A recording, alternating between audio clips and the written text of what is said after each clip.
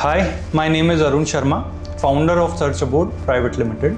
अभी रिसेंटली एक project launch हुआ था गुड़गांव में, ओबरॉय रियल्टी 360 डिग्री नॉर्थ। एक luxury project with a renowned builder और एक प्रीमियम लोकेशन पे जो गुड़गांव में गोल्फ कोर्स है। इस प्रोजेक्ट में 20 CR से लेके 30 CR तक के फ्लैट्स थे। अराउंड 400 फ्लैट थे जो करीब 80% से 90% एक दिन में सोल्ड हो गया। या आई एम सॉरी, एक दो ब्रोकर्स ने पोस्ट किया है कि 3 मिनट के अंदर प्रोजेक्ट सोल्ड हो गया। अच्छी हाइप बनी। हमारे लिए ये केस स्टडी हो गई थी इन अ वे कि यार एक प्रोजेक्ट जिसकी वैल्यूएशन मोर देन 10,000 CR हो सकती है एज पर एस्टिमेट्स, जो फ्यूचर में रेडी होने के बाद या बिकने के बाद या जिसमें ट्रांजैक्शन हो सकता है कैमेलियाज जैसे हो जाए फ्यूचर में, ऐसा प्रोजेक्ट एक दिन में इतना बिक गया। क्यों बिका होगा या कैसे बिका होगा, तो उस पर हमने स्टडी की। पर बाद में कुछ दिन बाद पता चला कि इस पे कुछ केस हो गया है, कुछ लीगल लिटिगेशन हो गई है जिसकी वजह से कस्टमर्स परेशान हैं। तो ये एक ऐसी रोलर कोस्टर राइड हो गई कि इतनी अच्छी हाइप बनी, एक एग्जाम्पल सेट हो गया मार्केट में और एकदम से सब नीचे आ गया। इस एक प्रोजेक्ट की न्यूज़ की वजह से ओबरॉय रियल्टी के शेयर नीचे आने लग गए। तो इस बारे में बात करना चाहूँगा मैं आज। काफ़ी लोग मुझसे पूछ रहे थे, मेरी टीम भी पूछ रही थी कि सर ये क्या हुआ, तो मैं समझाना चाह रहा था। तो पहले अपन पॉजिटिव की बात करेंगे, फिर अपन नेगेटिव पॉइंट्स पे आएंगे। एक बड़ा ब्रांड मुंबई से उठ के गुड़गांव में प्रोजेक्ट लॉन्च करता है, प्रीमियम क्लाइंट्स के लिए एक प्रीमियम प्रोजेक्ट लेके आना चाहता है और लेके आता है, और फ्लोर पे एक इतना अच्छा रेलिवेंट प्रोडक्ट पुट करता है कि एक दिन में बेच पाता है। अब वो एक दिन में बिका क्यों और कैसे? सबसे पहला पॉइंट, लग्जरी प्रोडक्ट था। ब्रांड की जो मार्केट प्रेजेंस है, जो ट्रस्ट है, वो बहुत अच्छा है, तो कस्टमर इंटरेस्टेड थे। ब्रोकर फ्रेंडली ग्रुप है, ब्रोकर्स के पास एप्लीकेशंस थी और जितनी इन्वेंट्री वहाँ है उससे कई गुना ज़्यादा एप्लीकेशंस थी। तो वहाँ पे कस्टमर लाइन लगा के खड़े थे कि एटलीस्ट उनको एक यूनिट मिल जाए, कैसे तैसे एक फ्लैट मिल जाए। तो एक टाइम डिसाइडेड था, 10:30-11 बजे के पहले पहले अगर वो इमीडिएटली वहाँ पे ट्रांसफ़र कर देंगे, RTGS हो जाएगा तो उनको फ्लैट मिल जाएगा, वरना उनको इन्वेंट्री नहीं मिलेगी। और इस स्केर्सिटी की पॉलिसी को लेते हुए उन्होंने इतना अच्छा एग्जीक्यूशन किया कि वहाँ बुकिंग्स आई। अच्छा, इसके अलावा भी वहाँ पॉइंट्स हैं, जैसे कि जो चीज़ मुझे सबसे अच्छी लगी वो उनका फ्लेक्सिबल पेमेंट प्लान था। अपने बिल्डर्स चाहे आप north India, south India, India में कहीं पे भी ले लो, आप CLP पे ज़्यादा कॉन्सेंट्रेट करते हैं, कंस्ट्रक्शन लिंक पेमेंट प्लान पे। तो उसमें क्या होता है, स्टेजेस होती हैं 10% की। तो जैसे जैसे कंस्ट्रक्शन प्रोसीड करेगा वो पेमेंट्स जाती चली जाएंगी। अब इसमें कुछ बिल्डर्स थे जो सबवेंशन स्कीम दे देते थे, कुछ लोग एक लेवरेज दे देते थे कि आप इनिशियली 10% दे दो, बाकी आप 70% प्रोजेक्ट कंप्लीट हो जाएगा या 50% हो जाएगा, उसके बाद अगली इंस्टॉलमेंट देना। इन्होंने फ्लेक्सिबिलिटी रखी, इन्होंने कोई पर्टिकुलर प्लान नहीं रखा कि आपको इसी के हिसाब से चलना पड़ेगा।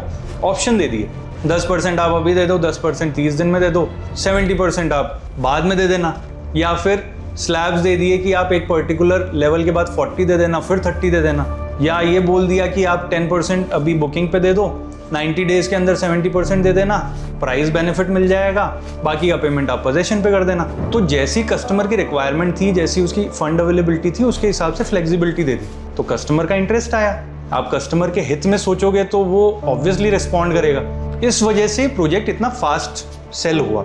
सेल्स स्ट्रेटजी बहुत अच्छी थी, वेरी इंप्रेसिव। नहीं तो 20 से 30 CR के फ्लैट्स इतनी जल्दी बिकते नहीं है, टाइम लगता है। लोकेशन पोजीशनिंग बहुत अच्छी थी। गोल्फ कोर्स रोड इस वक्त अच्छी हाइप पे है, इन्वेंट्री वहाँ पे अवेलेबल नहीं है बहुत ज़्यादा, कैमेलिया सोल्ड आउट है। कोई एक आध फ्लैट अगर रेंट पे भी आता है तो उसके लिए एप्लीकेशंस पहले से तैयार रहती हैं कि वहाँ कोई शिफ्ट हो जाए। गोदरेज का प्रोजेक्ट है वहाँ पे एक, वो भी काफ़ी हद तक सोल्ड है। तो इनके पास वहाँ अपॉर्चुनिटी थी, वो इन्होंने ग्रैब कर ली, और वो भी प्राइस प्लानिंग के साथ। जहाँ रेट होनी चाहिए थी 40,000 रुपीज़ स्क्वायर फीट के आसपास, ये वहाँ पे 35 के भी नीचे इन्होंने यूनिट्स दी। तो कस्टमर को प्राइस बेनिफिट भी मिल गया, तो कस्टमर ने ले लिया। अब आते हैं अपन नेगेटिव पॉइंट्स पे। अब इसमें हुआ क्या, ये केस क्या है, क्यों हो गया, या कौन लोग इसमें इन्वॉल्व हैं? अब इसमें एक्चुअल रोल प्ले करते हैं 3 मेन पार्टीज। सबसे पहले वो बिल्डर जिसके नाम पे ये ज़मीन सबसे पहले थी। बिल्डर का नाम है AIPL। AIPL के नाम पे सबसे पहले लैंड थी। उन्होंने वो लैंड सेल की इरियो नाम के एक बिल्डर को, जिससे ओबरॉय रियल्टी ने ये लैंड ली। अब वहाँ से लैंड परचेज कर ली, करने के बाद इसकी रजिस्ट्री हो गई, प्रोसीडिंग हो गई, पेमेंट वगैरह करने के बाद फिर रिक्वायर्ड अप्रूवल्स के लिए फाइल लग गई रेरा में।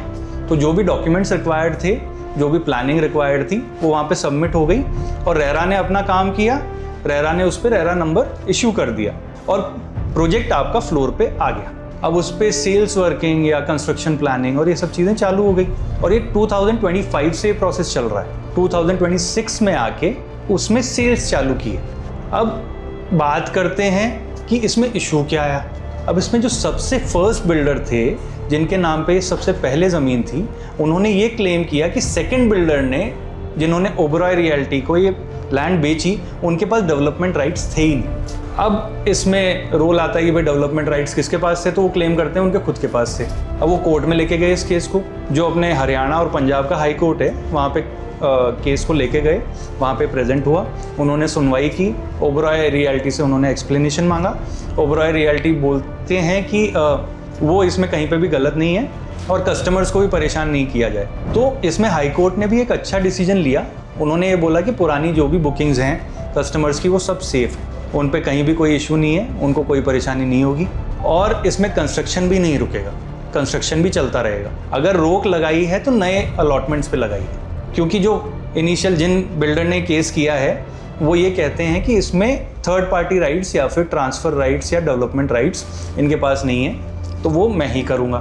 और इसके अलावा एक पॉइंट और उन्होंने इंट्रोड्यूस किया कि इसमें जो FDI आया है, फॉरेन डायरेक्ट इन्वेस्टमेंट आया है, वो इसके कंस्ट्रक्शन के लिए है और किसी चीज़ के लिए नहीं है, तो इनके पास सेलिंग राइट या फिर ये डेवलपमेंट राइट नहीं है। तो अब इन चीज़ों पे हाई कोर्ट क्लैरिटी मांग रहा है। हाई कोर्ट बोल रहा है कि इन दोनों के पक्ष सुने जाएंगे और उसके बाद डिसीजन दिया जाएगा। तब तक इस प्रोजेक्ट का कंस्ट्रक्शन चलता रहेगा और जो एग्जिस्टिंग बुकिंग है वो कंटिन्यू होती रहेगी। Thank you so much for watching this video and for more such videos please follow search above. Thank you.